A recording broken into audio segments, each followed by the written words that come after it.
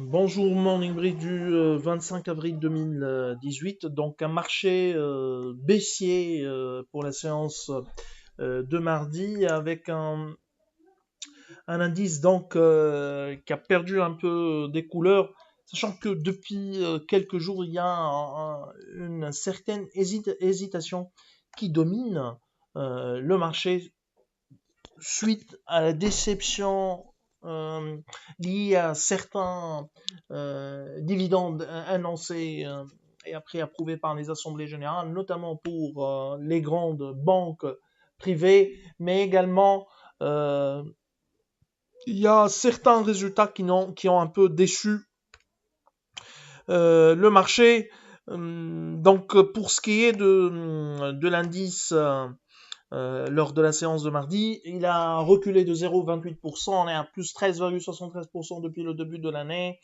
Euh, Volume autour de 4 millions 6, dont SFBT 461 000 dinars. Pour ce qui est des plus importantes hausses, Servicom affiche une hausse de 5,71%, SEPAT 4,87% et ICF 4,84%. Somacer recule de 5,38%, les indicateurs d'activité ne sont pas bons pour Somacer. STB corrige de 5,07% et GIF Filter qui perd 4,02%. Pour ce qui est des indicateurs d'activité, de la commentaire des derniers indicateurs d'activité publiés, ATB donc a réussi à augmenter son PNB de 22,8% à plus de 65 millions de dinars suite à une amélioration de 17% de la marge d'intérêt et 38,6% des revenus de portefeuille titres commerciaux et investissements. À l'image du secteur, les chiffres d'ATB tiennent compte de la distribution au fonds de garantie, ce qui a gonflé ses charges opératoires. Comparé à la fin de l'année 2017, les dépôts d'ATB ont progressé de 5,4% à 4 milliards de 81 milliards de dinars, bien sûr. Toutefois, la banque a vu ce dépôt maigrir de 4% à 4 milliards 5. Donc, le ratio dépôt sur crédit s'est dégradé, mais reste confortable à 105%. La hausse du PNB est rassurante pour ce début d'année.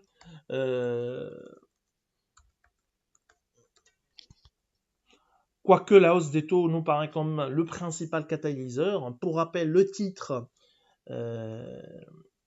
a subi une forte baisse suite à la révision de la baisse du résultat net 2017 annoncé, moins de 20 millions de dinars.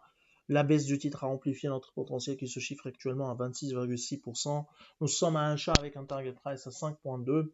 On attend bien sûr la publication des états financiers corrigés et ajustés par la provision demandée par la Banque centrale pour réviser à la baisse notre modèle. Siam surprend en ce premier trimestre avec des revenus de l'ordre de 9 milliards 9 millions de dinars, soit une amélioration considérable de 50,1%, une amélioration pour tous ces segments, pour tous ces marchés. Steg 44,2%, mais également au réseau de distribution privée.